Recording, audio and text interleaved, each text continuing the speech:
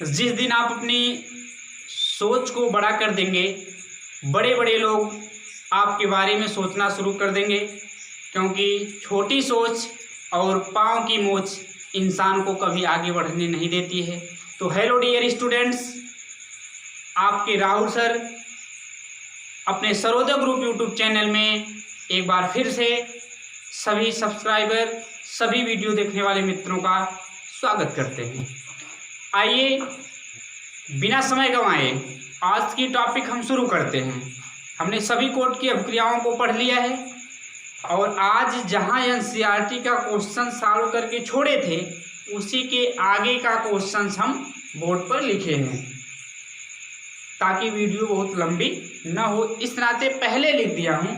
और वह क्वेश्चन जनाब ये है कि यदि कोई अभिक्रिया अभिकारक के सापेक्ष द्वितीय कोटि की है, कोई अभिक्रिया है अभिकारक के सापेक्ष द्वितीय कोटि की है, तो कह रहा है अभिक्रिया का वेग किस प्रकार प्रभावित होगा। दो कंडीशन दिया है। एक बार एक कह रहे हैं कि यदि अभिकारक की सांद्रता को दोगुना कर दिया जाए और दूसरी बार अभिकारक की सांद्रता को आधी कर दिया जाए।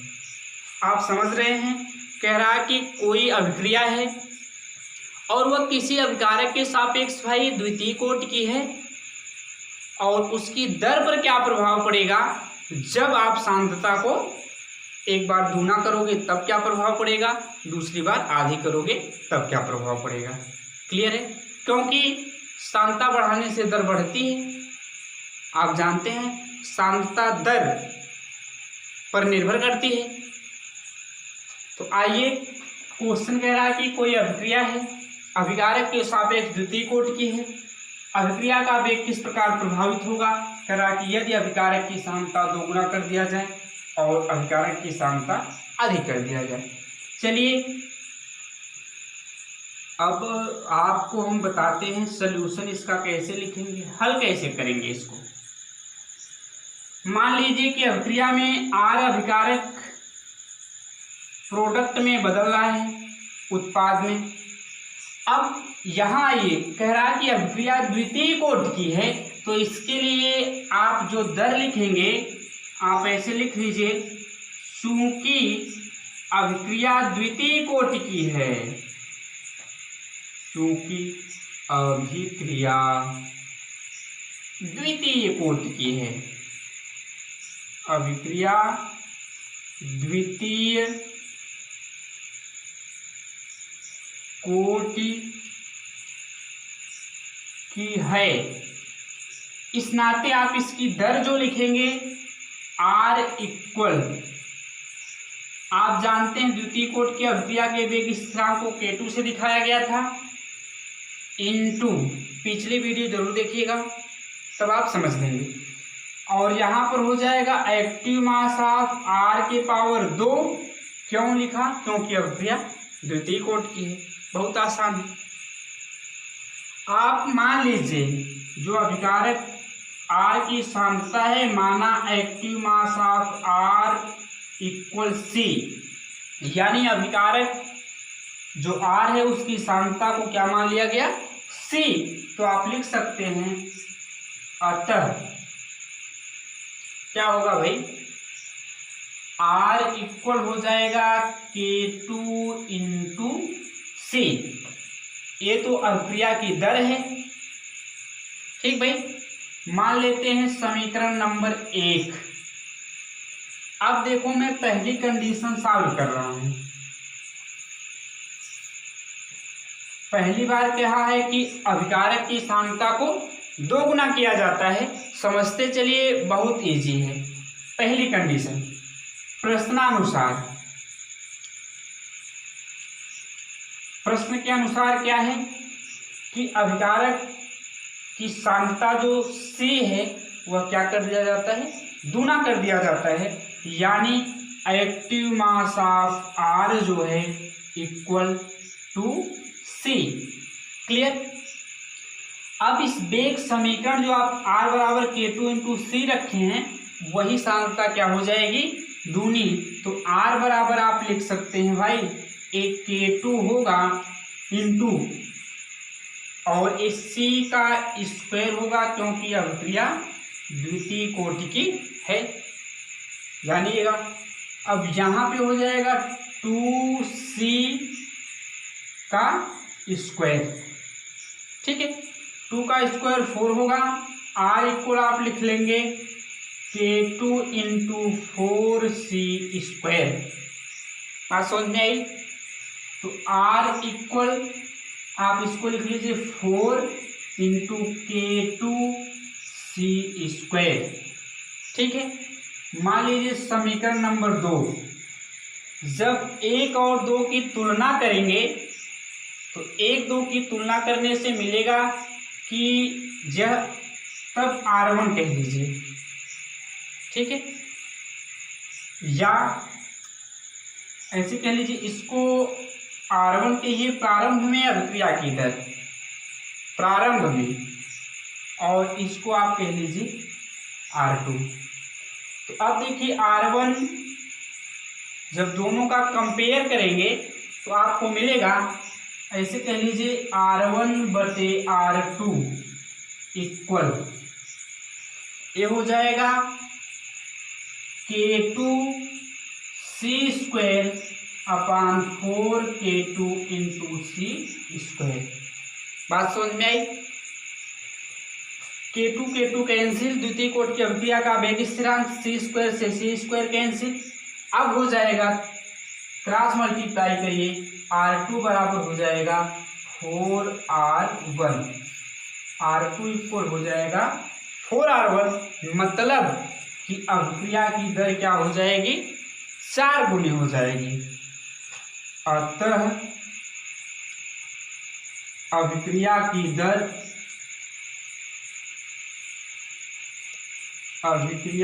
दर कितनी गुनी होगी भाई, 4 गुनी हो जाएगी। अभिक्रिया की दर 4 गुनी हो जाएगी। बेहद आसान है, तो आप इतना कर लीजिए शॉर्ट स्क्रीन। एक पार्ट हमने सॉल्व कर दिया, फिर दूसरे पार्ट की बारी आती है, इसको कर लीजिए शॉर्ट स्क्रीन, इसकी ज़रूरत है। अब मैं इसको नहीं मिटाऊंगा, यही मिटा करके फिर सेकंड पार्ट आपको बताया जाएगा कि आप अब कैसे सॉल्व करोगे, ठीक है। कर लीजिए शॉर्ट स्क्रीन, कर लीजिए शॉर्ट स्क्रीन, बहुत अच्छा। सेकंड पार्ट जो आपको मैं बताऊंगा आज, थोड़ा क्वेश्चन तो देखिए सही। दूसरी बार कह रहा कि अब सांद्रता क्या कर दी जा रही है, आधी। सेकंड कंडीशन, प्रश्नानुसार क्या होगा, active mass of R equal प्रारंभिक का आधा C/2 हो जाएगा। क्लियर? आधा मतलब यही। अब R2 निकालेंगे तो R2 इक्वल, तब दर क्या होगी, K2 तो रहेगा इंटू C के प्लेस पे C/2 पूरे का स्क्वायर, ठीक। तो R2 बराबर आप लिख दोगे भाई K2 इंटू C स्क्वायर बटे 4, ठीक है। समीकरण 2 मान लीजिए, दोनों को डिवाइड करिए। समीकरण 1 डिवाइड बाई 2, तो R1 बटे R2 इक्वल क्या होगा, बोलिए, होगा यही K2 इंटू C स्क्वायर बटे K2 इंटू C स्क्वायर बटे 4। K2 स्वाहा, C स्क्वायर से मर गया, कट गया। अच्छा, तो अब बचा आपको R1 बाई R2, बताइए ना, हो क्या बचा है, जे 1/4 बचा है, 1/1/4, तो 4 ऊपर चला जाएगा, ये हो जाएगा R1 बटे R2 equal 4। Clear? By 1 right कर सकते हैं। अब हमको बताइए कि R2 निकालेंगे तो R1 इक्वल लिख लेंगे 4R2, तो R2 इक्वल 1/4 R1, अतः दर 1/4 रह जाएगी। क्लियर? अतः दर 1/4 रह जाएगी, 1/4 रह जाएगी। क्लियर? दोनों कंडीशन हमने सॉल्व कर दिया। ध्यान से देखिएगा, सारी चीज़ें क्लियर हो जाएंगी, कोई समस्या आपको नहीं होगी। बस आप शुरू से अंत तक वीडियो में बने रहिएगा। डेली वीडियो देखा करिए, समझ में आता है, अच्छे से समझ में आता है तो वीडियो को लाइक किया करिए, शेयर किया करिए, कमेंट में ज़रूर बताया करिए कि वीडियो आपको कैसी लगी। ठीक है, तो अब इसको करिए शॉर्ट, स्क्रीन मिटा करके हम आगे बढ़ते हैं सेकेंड क्वेश्चन की तरफ। एनसीईआरटी के सारे क्वेश्चन ऐसे एक एक दो करके सॉल्व कर दिए जाएंगे। वीडियो बहुत ज़्यादा लंबी ना हो, इस नाते ज़्यादा क्वेश्चन एक वीडियो में नहीं बताने की कोशिश किया जाता है। ठीक है, ताकि आपको कोई समस्या है, जो क्वेश्चन आप पूछना चाहते हो तो कमेंट में लिख सकते हो, आपके क्वेश्चन को सॉल्व कर दिया जाएगा। बिना संकोच आप क्वेश्चन कमेंट सेक्शन में लिख दिया करिए, मिटा दे रहिए। चलिए नेक्स्ट क्वेश्चन की तरफ हम लोग बढ़ते हैं, और नेक्स्ट क्वेश्चन भी इसी टाइप का होगा।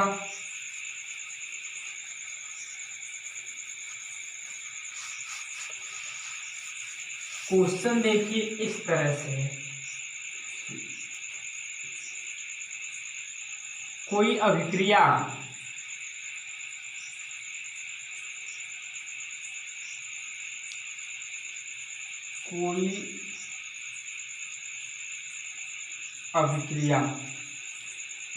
A के सापेक्ष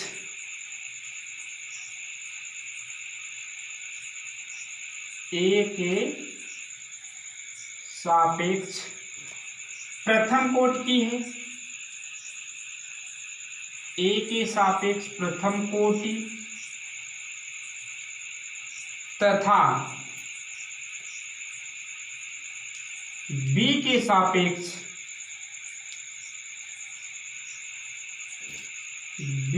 सापेक्ष द्वितीय कोटि की है, द्वितीय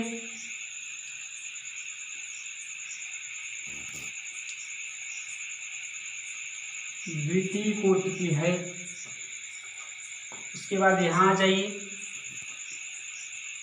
तो पहली कंडीशन, इसका अवकलित वेग समीकरण लिखिए, इसका अवकलित वेग समीकरण लिखिए।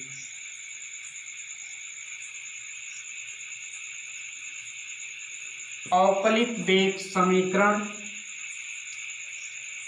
लिखिए, मतलब अभिक्रिया A के सापेक्ष अभिकारक A के सापेक्ष प्रथम कोटि की है तथा अभिकारक B के सापेक्ष द्वितीय कोटि की है। पहली पॉइंट अवकलित वेग समीकरण लिखना है। दूसरी चीज, अभिकारक A तथा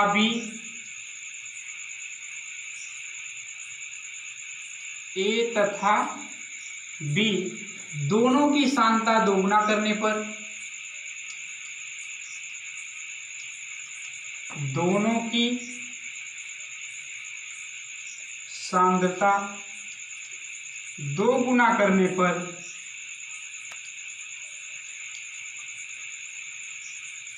दर क्या होगी, दर क्या होगी। क्लियर? थर्ड चीज, अभिकारक A की सांद्रता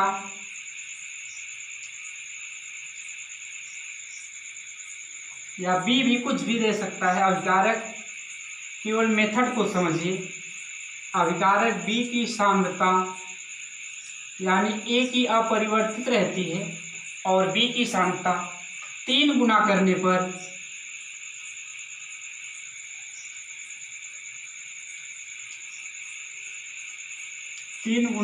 पर दर क्या होगी।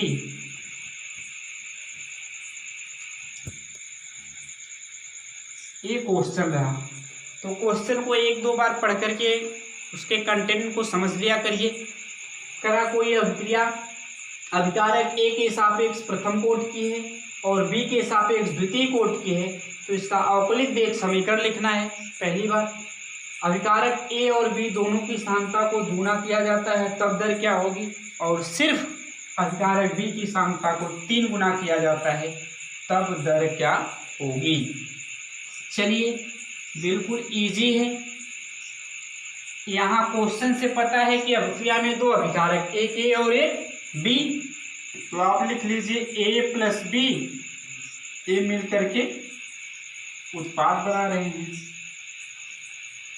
अब कह रहा है कि ए के सापेक्ष प्रथम कोटि की है और बी के सापेक्ष द्वितीय कोटि की है, तो आर बराबर आप लिख लेंगे कि एक कांस्टेंट रहेगा ही, into active mass of A के सापेक्ष प्रथम कोटि तो पावर 1, इंटू बी के सापेक्ष द्वितीय कोटि तो पावर 2, ऐसे ही लिखते हैं। अब अवकलित वेग समीकरण पूछा है, तो अगर मान लेते हैं इसकी सांद्रता में यक्स का परिवर्तन होगा, तो आप लिखेंगे dx by dt equal k into active mass of A into active mass of B के पावर 2। ये रहा इसका पहली चीज, अवकलित वेग समीकरण। ये सामान्य वेग समीकरण है, r बराबर k into active mass of A के power 1 into active mass of B के पावर 2। ठीक है, यह इसका अवकलित वेग समीकरण dx बाई dt तात्क्षणिक दर की तरह लिखते हैं। यक्स इनकी सांद्रता में होने वाला परिवर्तन, तो dx by dt equal k into active mass of A into active mass of B के पावर 2। क्लियर। तो एक चीज हमने चुटकियों में सॉल्व कर लिया, कर लेंगे सब कुछ, बस आसान से कठिन की तरफ बढ़ते रहिए धीरे धीरे। दूसरी चीज देखो, कह रहा है भाई, यहाँ पे दिखा देता हूँ, ए और बी दोनों की सांद्रता को दोगुना कर दिया जाता है, तब दर क्या होगी। तो पहली बार आप मान लीजिए जो दर है वह R1 है। आप एक्टिव मास ऑफ ए की सांद्रता को मान लीजिए स्मॉल a और एक्टिव मास ऑफ बी यानी बी की सांद्रता को मान लीजिए b। तो प्रारंभिक दर, तब लिखेंगे प्रारंभिक दर R1 बराबर हो जाएगा k इंटू, ये हो जाएगा a और b का square. Active mass of A की जगह ए रख दिया, एक्टिव मास ऑफ बी की जगह b का स्क्वायर। ये प्रारंभिक दर है। क्लियर है। मान लेते हैं समीकरण नंबर 1। अब प्रश्न के अनुसार दूसरी पॉइंट क्या किया जा रहा है, प्रश्नानुसार ए और बी दोनों की सांद्रता को दूना कर दिया जाता है। यही कह रहा है, ए तथा बी दोनों की सांद्रता को दोगुना किया जाता है। तो एक्टिव मास ऑफ ए बराबर 2a and active mass of B equal 2b। एक बार जानते रहिए इनका मात्रक मोल प्रति लीटर होगा, मतलब एक्टिव मास ऑफ ए बराबर स्मॉल ए मोल प्रति litre, active mass of B जगह है लिख दे रहा हूँ बराबर स्मॉल बी मोल प्रति लीटर। वही कंडीशन यहाँ पर, मतलब यूनिट सांद्रता है तो मोल प्रति लीटर सबका होगा। क्लियर, आप समझते रहिएगा। अब R2 इक्वल क्या हो जाएगा, K into active mass of A की जगह रखेंगे 2a into active mass of B की जगह 2b और स्क्वायर है तो 2b स्क्वायर। R2 इक्वल हो जाएगा K इंटू 2 2 जा 4 2 जा 8 ab स्क्वायर। ठीक है, समीकरण 2 मान करके डिवाइड करिए। समीकरण 1/2 डिवाइड कर देंगे, पता चल जाएगा कितना गुना होगी। इस टाइप के क्वेश्चन में यही करेंगे। R1/R2 इक्वल ये हो जाएगा K × A B² upon K × 8AB²। A से A गया, B² से B² गया, K से K गया, तो R1/R2 इक्वल 1/8। तो हो जाएगा R2 इक्वल 8R1, मतलब दर कितना गुनी होगी? 8 गुनी। अतः जब आप सांद्रता कितना करोगे, दोनों की दोगुना करोगे, तो दर 8 गुनी हो जाएगी। दर 8 गुनी हो जाएगी। क्लियर? इतना कर लीजिए शॉर्ट स्क्रीन। तो सेकेंड पार्ट में आपको बताता हूँ। कर लो शॉर्ट स्क्रीन भाई, मिटा देता हूँ। बढ़ते रहिए आगे की तरफ, आगे चलता हूँ। दूसरी कंडीशन नहीं, तीसरी कह रहा है सिर्फ बी की सांद्रता 3 गुना कर दी जाती है, ए की कांस्टेंट रहती है, मतलब यही है। तो active mass of A equal small A mole प्रति लीटर ही। ठीक, अगर मोल प्रति लीटर न लिखूँ तब भी आप समझिएगा, क्योंकि सांद्रता का मात्रक ही होता है।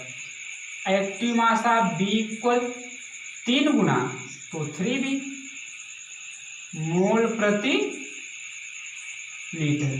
ठीक है, अब आप लिखेंगे R2। अब की बार निकालेंगे तो आप जानते हैं K into active mass of A की वैल्यू स्मॉल a और एक्टिव मास ऑफ B की वैल्यू 3B²। तो R2 इक्वल हो जाएगा K इंटू A, या ऐसे लिख लीजिए 3 3 9, K ऐसे लिखे 9 K into AB²। Equation second suppose कर लीजिए, डिवाइड कर दीजिएगा समीकरण 1 भागी समीकरण 2। तो R1/R2 इक्वल होगा KAB² अपान 9KAB²। B² लापता, कट गए। A से A गया, K से K गया, तो R1/R2 इक्वल 1/9। तो यहाँ से मिल जाएगा R2 इक्वल 9R1। ठीक है, अब आप कह सकते हैं कि अब दर कितना होगी? 3 गुनी। कब? जब केवल अभिकारक B की सांद्रता को 3 गुना करेंगे तो दर 9 गुनी होगी। सॉरी, पीछे में 3 बोल दिया था। जब अभिकारक A की सांद्रता में कोई परिवर्तन नहीं, B की सांद्रता 3 गुना करेंगे तो अभिक्रिया की दर 9 गुनी हो जाएगी। अतः अभिक्रिया की दर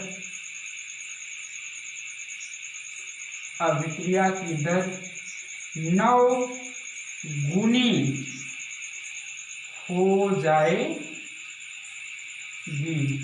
विधिवत सॉल्व करिएगा क्वेश्चन, कोशिश करिएगा आगे का भी सॉल्व करने का।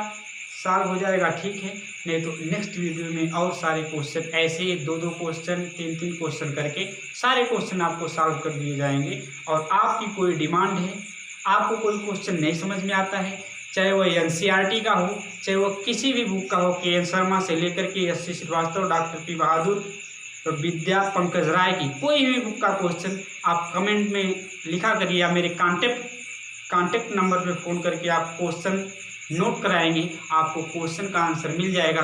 कमेंट में लिखिए, चाहे डायरेक्ट आकर के पूछिए, स्वागत है आप सबका।